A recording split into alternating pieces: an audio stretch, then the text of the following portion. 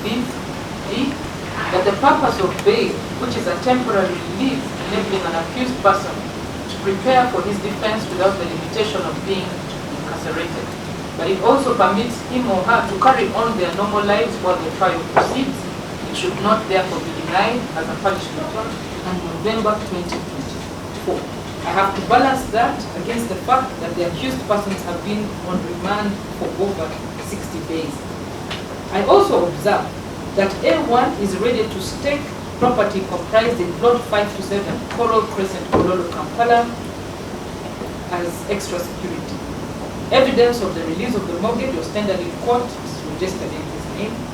A2 is ready to tender an additional security of title for 0, Block 198, Plot 854, registered in his name. All the sureties are responsible members of the community and satisfy the ground set out under Rule 7 of the ACT case management rules.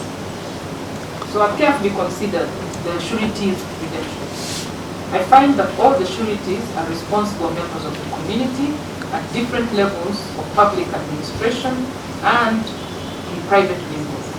I'm also satisfied that they have demonstrated capacity to pay bond sums in the case of abscondment through an analysis of their bank statements and controverted proof of formal employment like that of the LC5 chairperson, therefore succeed. And these are the conditions. A1, A2, and A3 shall each pay a cash bond of 35 million shillings. Each of the sureties shall be bonded in the sum of 50 million shillings non-cash. A1 and A3 shall deposit their passports numbers C00000598 and A00563391 respectively with the registrar of this court. I take note of the fact that A2's passport is already in the custody of the court with the under bail application.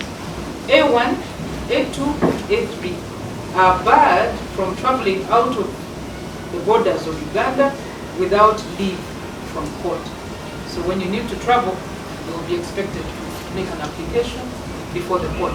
That helps us to monitor, to know where they are going. It's not intended to restrict their freedom, but they have to get leave. Each of the sureties will be bonded 50 million shillings, not cash. If the applicant absconds, we will pursue the sureties for the 50 million shillings bonded. Again, there is a habit of sureties not forgetting their work once they leave. Again, there is a habit of sureties not forgetting their work once they leave. So you're being warned. You're expected to report to court on days when she cannot attend court with justifiable cause, and you're expected to ensure that at all times you are following up on the progress of the case and the subsequent attendances the court gives. I'm going to take the certificate of title for land comprised in Leasehold Register Volume 3301, Folio 25 at Naziba, which is in the applicant's name, and I'm going to ask that it's deposited with the Deputy Registrar of the Anti-Corruption Court just as extra security, something we can hold on to and which can ensure that the applicant does not take bail granted lightly. 4, the applicant is barred from traveling outside Uganda without court authorization. Her passport shall be deposited with the Deputy Registrar of this court, and that passport shall be held until the conclusion of the trial or otherwise determined by the court. And I want to explain that this does not mean that the applicant cannot travel. What it means is if the applicant is to travel out of the borders of our country, she is expected to file an application formally before the court. The application will be heard on its merits and a decision taken which is in the applicant's name. And I'm going to ask that it's deposited with the Deputy Registrar of the Anti-Corruption Court just as extra security, something we can hold on to and which can ensure that the applicant does not take bail granted lightly. 4. The applicant is barred from traveling outside Uganda without court authorization. Her passport shall be deposited in the Deputy Registrar of this court, and that passport shall be held until the conclusion of the trial or otherwise determined by the court.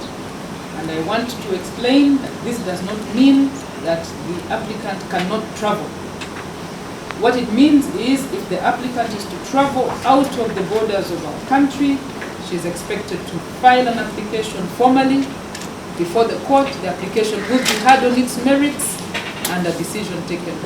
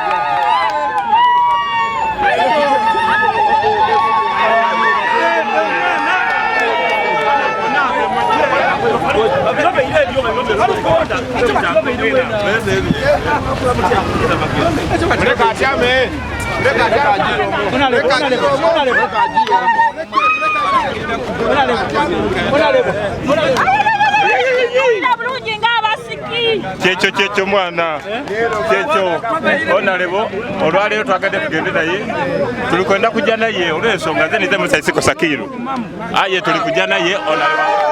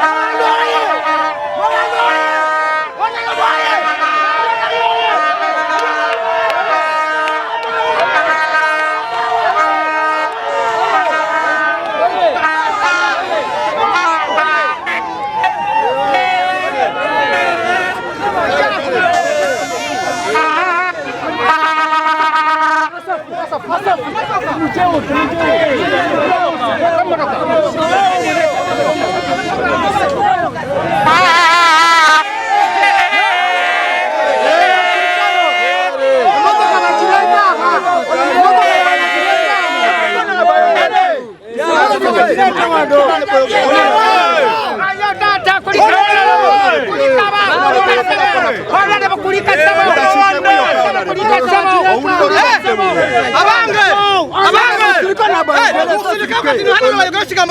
only message I can give you that I have resurrected and I will start from where I stopped.